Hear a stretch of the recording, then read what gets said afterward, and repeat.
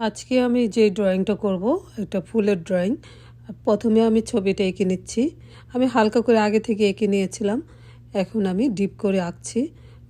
6B pencil দিয়ে আমি ড্রয়িংটা গাঢ় করে দিব এবং পেন্সিল স্কেচ করে দেব। যে গাঢ় করে দিচ্ছি, গাঢ় করে ড্রয়িং করে নিচ্ছি, তারপর আবার সাথে সাথে পেন্সিল স্কেচ করেও দিচ্ছি। যেভাবে টেনে নিলাম, এখন আমি পেন্সিল স্কেচ করছি।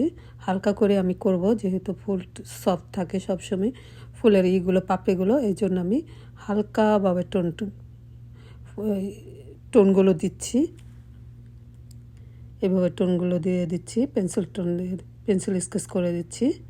দেখেন হালকাভাবে আমি আবার করে একটু আঙ্গুল দিয়ে মিশিয়ে দিচ্ছি পাপড়িগুলোর মধ্যে।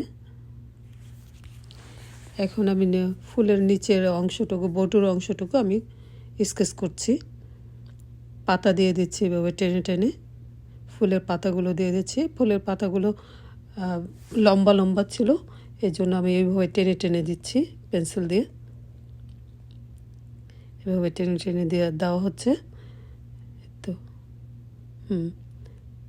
পাতাগুলো এইভাবে টেনে টেনে দিচ্ছি। এখানেও একটা পাতা আছে, এই পাতাগুলো দিয়ে দিলাম। এটা ফুলের কলি।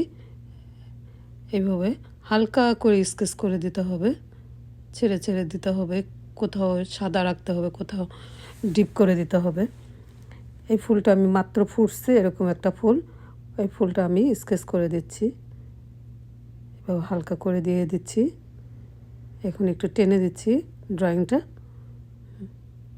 স্কেচ করে আমি আবার ফুল ড্রয়িংগুলো টেনে দিচ্ছি, ফুলের ড্রয়িংগুলো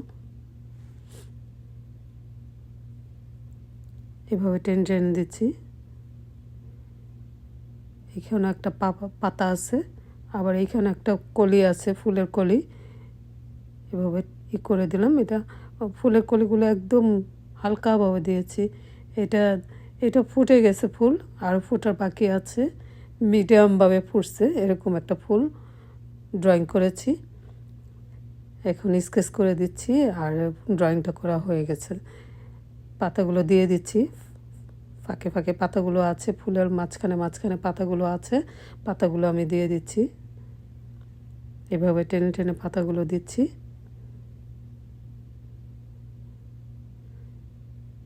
এই তো পাতাগুলো হয়ে গেল। এখন এখানে নিচের অংশটুকু, ফুলের যে অংশটুকু আছে, বাকি অংশটুকু পাতা দেওয়ার বাকি আছে, ওইখানে আমি দিয়ে দিচ্ছি পাতাগুলো।